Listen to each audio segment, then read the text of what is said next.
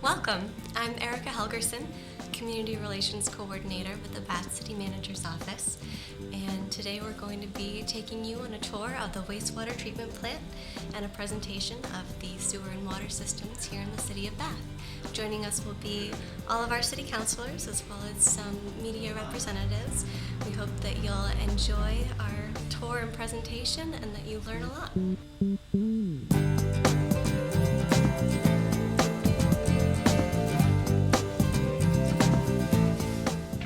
I'm Chris Wallace. I'm the superintendent here. I work for Peter, and we're going to give you a tour today. I'm going to let Peter, when we get to the headworks, give us the introduction, and then I'll continue along with the tour.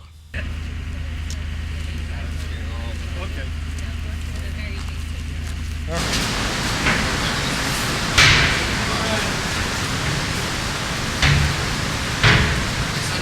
Hello, my name is Peter Rowan. I'm the Director of the Public Works. We're here giving a tour of the wastewater treatment plant in Bath, and we've got here with us Chris Wallace, who's the superintendent of the treatment plant, and he's going to start us right from the beginning and walk through the end. Okay, this is called the Headworks building. This is where all the raw sewage comes into our treatment plant. Basically, our treatment plant is a 3.5 million gallon a day plant. We can take peak flows of 7 million, and we can take wet weather flows of 17 million. 2008, approximately 755 million gallons of water travel through this bar rack right here.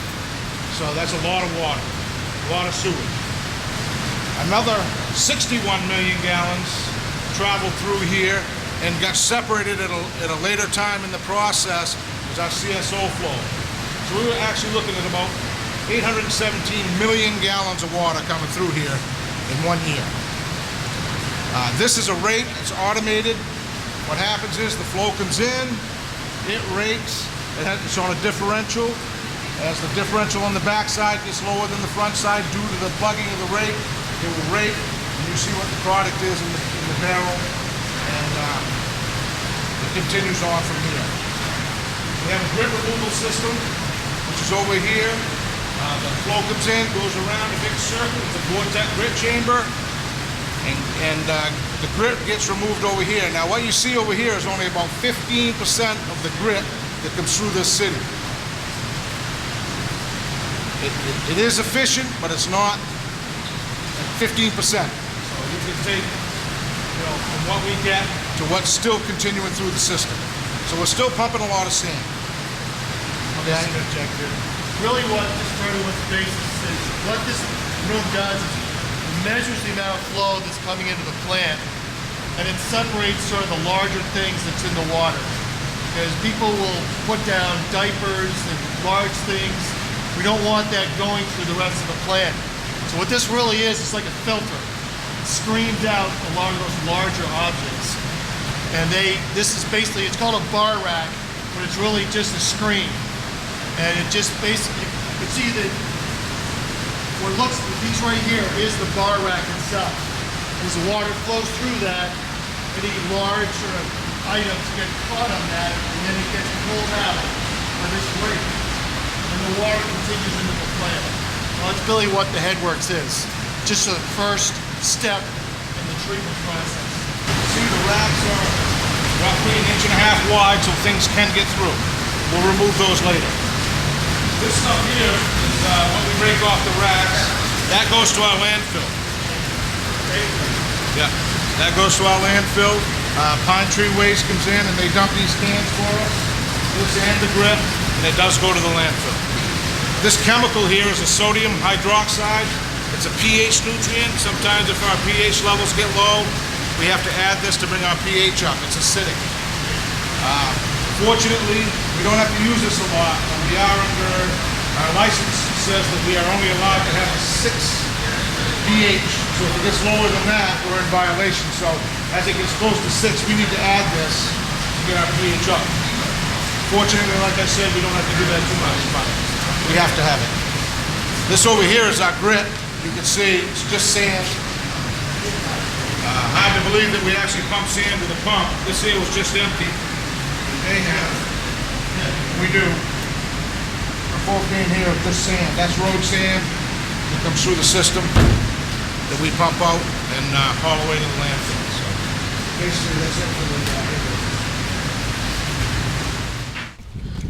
After the flow leaves the headworks, it goes underground and it goes to a flow structure 1, which we call the tall cement structure over there, and then it goes into the 2 round tanks, the primary clarifiers, for more removal. This plant kind of has a reverse flow because it goes by the aeration basins, goes through the primary clarifiers and comes back, so it'll be a little bit deceiving on how the flow goes, but we'll walk right across the aeration basins and show you how that works.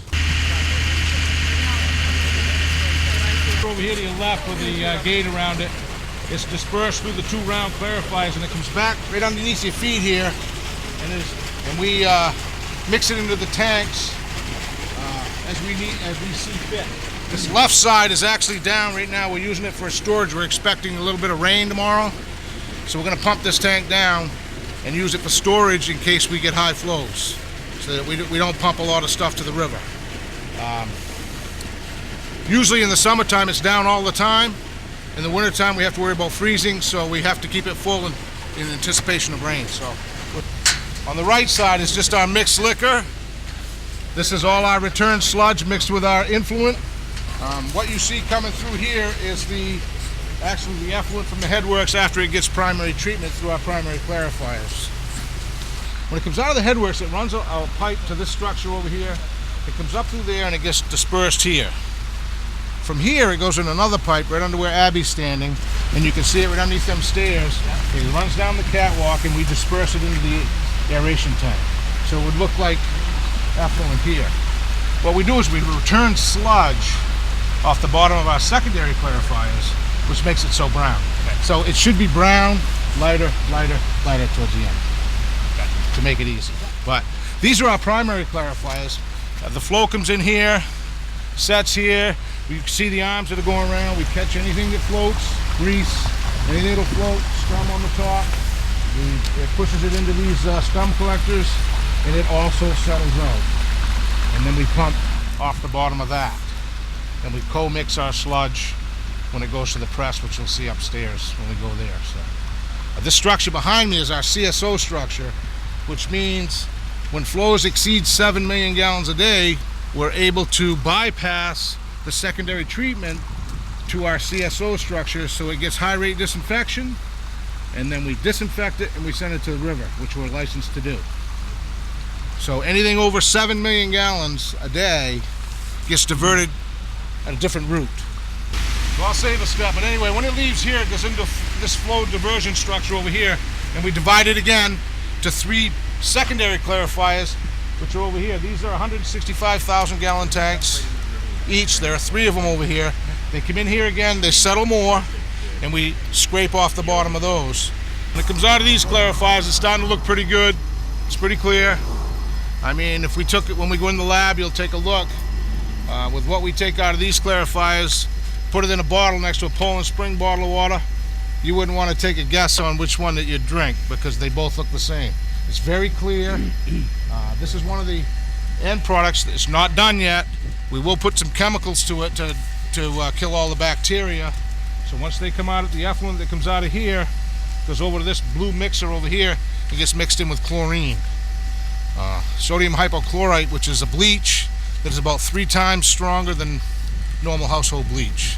It's 13%, and normal household bleach is about 4 to 5. So it's pretty rugged stuff. And from here it'll go over there to this final contact chamber.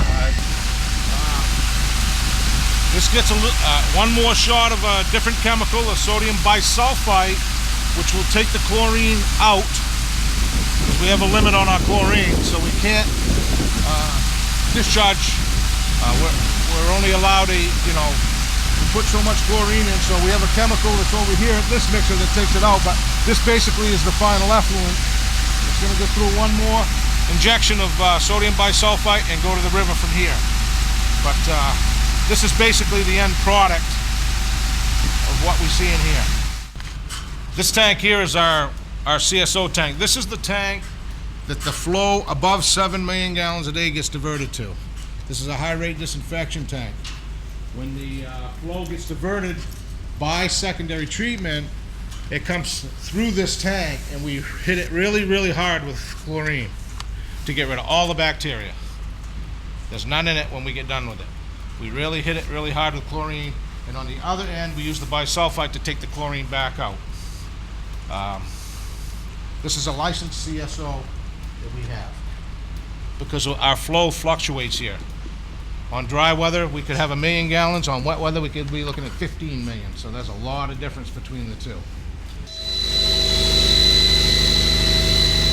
This is our blower building, the upstairs part. What you hear running behind you is the blowers that are causing the air to go in the aeration basin. It runs 24/7 and causes the diffused air in the aeration. It keeps oxygen to the bugs so they can survive. In here, real quickly, this is our electrical room, and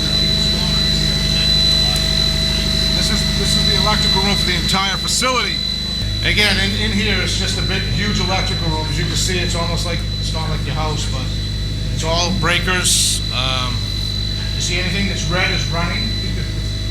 Anything that's green is an idle right now, which may start at any time. A lot of this stuff is automated, so it could start at any time.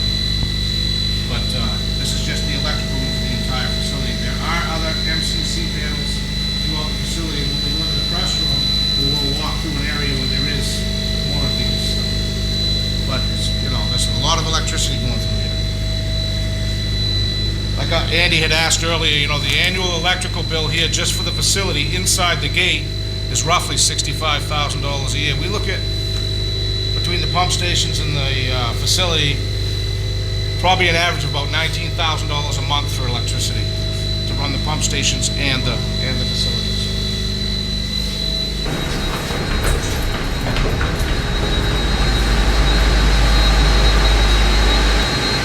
This is the bottom floor of the blower building, and this system right here behind Steve is a plant water system. We use an awful lot of water here to carry chemicals around and for process. We use the effluent. We don't use city water. It would be really expensive. This system here uses our recycled water for all our wash down hoses and stuff. Butch is upstairs right now. He's using about 140 gallons a minute, and it's not uncommon to see that thing up around 400 or 500 gallons a minute all day long. But it's recycled water, so we don't have that big water bill. We do have water bills, but not like we would if we were using city water for our process. Over here are our chemical storage tanks. This one on your left is our bleach that we talked about outside. That's a 3,000 gallon tank. And this is our sodium bisulfite, which is 2,500 gallon tank. We use roughly about 25,000 gallons of bleach a year and about 13,000 gallons of sodium bisulfite. It's $2.72 a gallon. It's expensive. Bleach is a little less expensive. It's about 90 cents. And what they do at the bottom of these big square clarifiers, rectangular clarifiers out here, we have a big scraper that goes along the bottom of them, pushes all the sludge into a big box. These pumps here pump it away. They run 24/7. They never stop. They've been running 24/7 since 1997. We just pulled them down. We're looking at maybe repairing them or replacing them because we do pump a lot of sand and stuff through them. These particular pumps here never shut off. This one here, and the next one. The next series of pumps down here, this is a tank rain pump. This pump pumps about 900 gallons a minute, and we use it to pump down, like the aeration basin we showed you. We're trying to pump it down to make space. This is the pump that we use for that. These four pumps over here are process pumps. They're all on timers, and we have them set for whatever we need to do. If we need to move sludge to this tank, to that tank, or whatever, these pumps are all on timers. They're liable to start anytime. They're about a 90-gallon a minute pump. But they pump some pretty harsh stuff. Our annual chemical costs are roughly around $70,000 a year. This is our lab. This is Bob Gonzalez. He's our lab operator and our chief operator here at the plant. Daily testing that Bob does every day. He does a chlorine residual, BOD, biochemical oxygen demand, settable solids, fecal coliform bacteria, pH, temperature, total suspended solids, half-hour settling, dissolved oxygen, food to mass ratios, sludge age, percent solids from the machines, and so on. So Bob's pretty busy. He's our doctor. He's our chef, what I call him. I call it a big mixing bowl out there, and we need to know what has to go where and whatever, and Bob pretty much takes care of that stuff. He has got a test going on. I'll let him explain it, but he has got a test going on behind you, and I'll let him explain what he has got going on over there. This right here is just a basic example on how our treatment plant works. All the sewage from other houses come into the pump stations. The water comes to the headworks, which is right here, this sample right here. From here it goes to the primary clarifiers, those big circular tanks out there, and it clears up a little bit more. From there, it goes into the aeration basin where all the sludge is. It gets further treatment there. And then from here, it leaves to the square tanks in the back, our secondary clarifiers. And from there, it gets treated with chlorine and then dechlorinated. And into the river it goes. So you can see where it comes in there pretty dark and it starts getting lighter, and then it gets pretty much clear and goes out into the river. And that's basically it. Basically, we was in the headworks here, and we went down to the primary clarifiers, and we went downstairs, and these are the three big tanks over the air on the north end of the plant. And I'm looking upside down, but here's our sodium hypochlorite and bisulfite pumps that we talked about downstairs. You can tell they're running. Anything red is running. Sludge pump at this point in time is not running. It is on a timer, so he knows when it's pumping, and it will give him the gallons per minute when it pumps. So this is basically a schematic of the treatment plant that Bob monitors, and I have one in my office too. We do all day. If you go to totals, this is just a total. It's a running total of what's going on here today. Basically, we've taken 793,725 gallons through here since 8 o'clock this morning, and that runs 24 hours, and Bob resets it and records it on his DMR state report at the end of the day. And that is a running report that is sent to the state, and it's here. We also have it electronically on the computer. There it is. It's the same thing, and it gets electronically sent. What happens is I'll go over all the data and check off on it. I'll email it over to Peter. Peter will finalize it, and he'll state, and then we get a report back. Proud to say that this treatment plant has not had a violation in over 18 months. And 5 years ago, there was 24 violations in 1 year. So 18 months straight with no violations. So we're pretty proud of that. What we do. So the pumps behind Erica over there are actually the pumps that pump from the building and the tanks upstairs to where Butch is. And this system over here, the purple system, is a polymer system. The polymer acts as a coagulant, and it just pulls the sludge together as we try to drain the water out of it upstairs. Unfortunately, our press day was yesterday. You won't get to see that, but we do have a little sample of what goes on up there. You will get to smell it, but you won't get to see it. This pump, all this stuff pumps upstairs to where Butch is. We can take a walk on the garage if you'd like, and you can take a look at the 20-yard can that we do dump everything into, and we generate 2 cans a week, roughly 30 yards of sludge a week is what we generate here in Bath. So if you want to take a look, what's that? That goes to soil prep in Sydney. Yep. That has to get hauled away to soil prep. They come down, they grab it, take it out, and put another can in, and they come back. They come twice. We press on Tuesdays is the day that we run all our machinery. Everything fires up here. It's not a pleasant place to be, inside or out, but that's the day that we do it. We try to keep it to one day, because it can get very offensive to neighbors. It can. And we've had some complaints. But since we go to one day, we haven't had as many. We used to run 5 days a week when we had the old Comline Sanderson coil filters. They weren't very efficient. So we used to have to run that many days to get the same amount of sludge out. But the presses that Butch used upstairs, they're much more efficient, and we can get the sludge out one day. So this is a 20-yard canister that we fill 2 of these a week. When I say fill them, I don't mean they're rounded over.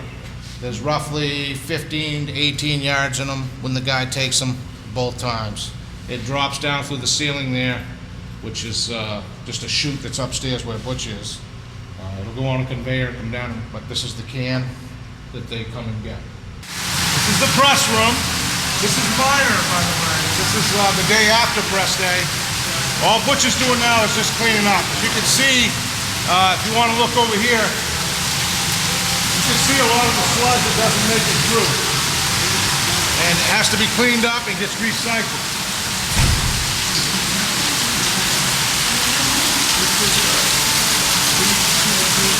These 2 samples right here show you what happens when this actually is the sludge that goes to the press. As you can see, that it's pretty much, it's about a 3 to 4% soil. When he gets done with it, it's almost sand. It's out of there about 26 to 28% soil. And this is what goes away. What happens is the sludge will come onto the machine this way. It gets through a bunch of pilots. Gets down through a gravity zone. A lot of pressure in the belt squeezes the water out of it and gets scraped off on the back. Goes up a conveyor, goes down through a pug mill, which is over there, and drops down into that can.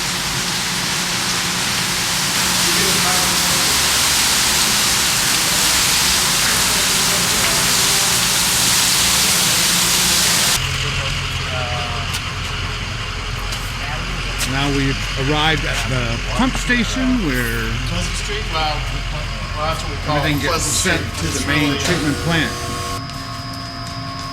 This is our commercial street pump station. This is the largest pump station that the city has as far as capacity goes.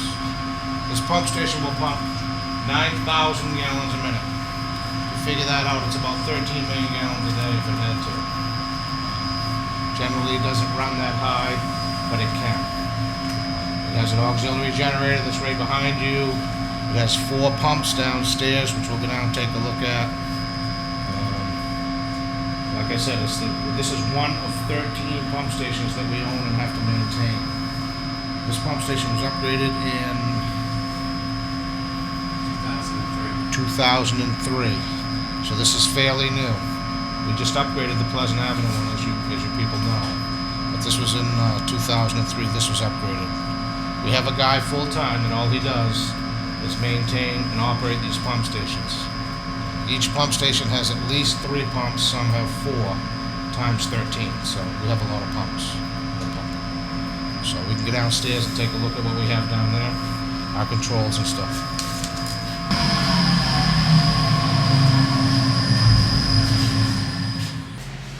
This is the control floor of the pump station. There is one more level to go down to see the pumps. This is the flow meter. That's a large flow meter that was installed during the upgrade. You can see the electrical behind you. It's all run on VFDs. Them motors behind Bernie, they are 200 horsepower motors. Them motors, when they start, they draw some electricity. This is one of the largest power consumption stations, obviously, because it takes more flow than the others. But as we upgrade pump stations, and I struggle every year when I do the budget because we seem to do a pump station every year. We use more power, but we're pumping more water, and we're using bigger pumps and bigger motors. So our power consumption does go up, but we're doing the right thing and getting the flow to the treatment plant, which is where they want it. They'd rather have it up there bypassing. This particular station does have a bypass. If it bypasses raw sewage. It only does it during high flow, if it does it at all. and they call it a combined sewer overflow, which means it mixes with tons of rainwater. It's not really raw sewage. It's 99% rainwater and a little bit of sewage.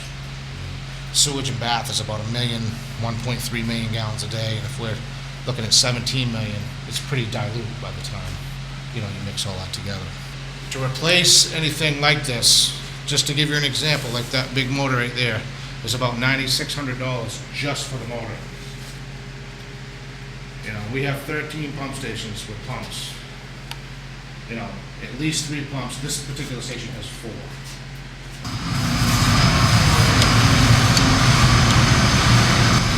What I wanted to point out here was, more than anything, is this is the pump that's driven by that 200 horsepower motor. This particular piece of concrete right here, we tried to pump this. This is in the sewer system. So you talked about, rags and whatever, but this stuff is in there too. Broken lines. I don't know how it gets in there possibly, but this particular pump was plugged one day. We had to come in and chip this out with a jackhammer. But this was up into the eye of the impeller. This is a $20,000 pump without the motor. We're chipping these out with a jackhammer to try to get this stuff out. There's no way, I can't explain how this thing, it's got to weigh 7 pounds, would get through the system, into the wet well, up the suction pipe, and up through here under the eye of the impeller of this pump. But it did. We had to get a jackhammer from Public Works to get this out. That's the stuff that we do deal with. Fortunately, right now, we're in a low flow situation, and we're running on the small side of the pump station. The flow picks up, we'll start another pump. As it picks up, we'll start another one, and another one. And when all 4 of them are running, the one over there will shut down. There's no sense of running that, it does no good. These 2 big pumps kick in, and that's when we can get to 9,000 gallons a minute and get it out of here, up to the treatment. Basically, that's it in a nutshell as far as the pump stations go. But this is the largest one that we own, as far as capacity. The rest of them are all physically the same size. They're just smaller pumps, smaller motors, and a lot, some have 2, some have 3, this one has 4. But you can see that's a pretty big line going on with the pump station. You're welcome. Yeah, nice job.